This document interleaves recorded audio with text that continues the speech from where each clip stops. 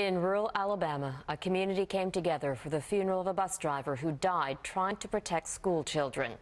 Hundreds paid their respects last night at a public viewing for Charles Poland. The 65-year-old was fatally shot last Tuesday when an armed man boarded his bus and abducted a 5-year-old boy. That child, Ethan, is spending a 6-day holed up in an underground bunker. Police say his alleged abductor, 65-year-old Jim Lee Dykes, is a decorated Vietnam War vet. Hostage negotiators say the boy has been receiving medication and food through a ventilation pipe. They do not believe Ethan has been physically hurt. Canadians are paying farewell to the penny. On Monday, the Royal Canadian Mint will stop making the 1-cent coin. The reason? Pennies cost more to make than they're actually worth.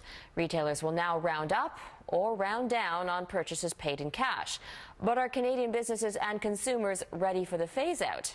Alan Carter explains. Our pockets and purses are full of them. Yes, it does weigh down my purse. But come Monday, there's a change coming to our change as the Bank of Canada begins phasing out the penny. And my pocket's going to be a little bit lighter now. It's nice. Producing the penny cost the federal government $11 million a year.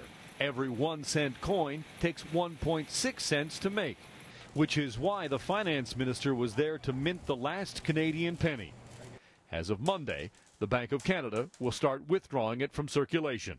It is going to take a bunch of businesses by surprise. Businesses and consumers are in for a shock, says the Canadian Federation of Independent Business. Cash purchases will now be rounded to the nearest nickel. For example, government guidelines suggest $1.02 should be rounded down to $1, and $1.03 should be rounded up to $1.05. Our one concern is are consumers actually going to think the merchant is trying to cheat them out of a couple of cents? Like if they round up all the time, then we're going to be losing out. It's up to business to decide how to handle the rounding question. Home Depot polled customers and found 88% of people were unaware the changes will be coming next week. It will try to short-circuit consumer anger by always rounding down.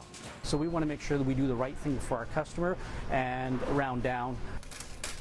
Now, the penny is still legal tender, which means as of next week, you can still pay for things with a penny. It's just that when it goes back to the bank, that's it, out of circulation.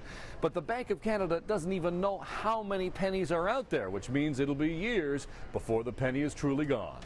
I am a taxpayer, and I don't care if it costs me a couple extra pennies to make it. That sentiment is in the minority. In fact, 75% of purchases are now made with plastic, leaving the copper-colored coins with few fans. And since they cost us money, it makes a hole in my pocket. Maybe getting rid of them just makes good sense. Not only the little one escaped, but the big one goes as well. Alan Carter, Global News, Toronto. Use of the 1-cent coin dates back to before Confederation. The penny has been used in Canada since 1858, but at that time it was still being minted in England. About 35 billion pennies have been stamped by the Canadian Mint since 1908. The last copper coin was stamped in 1996.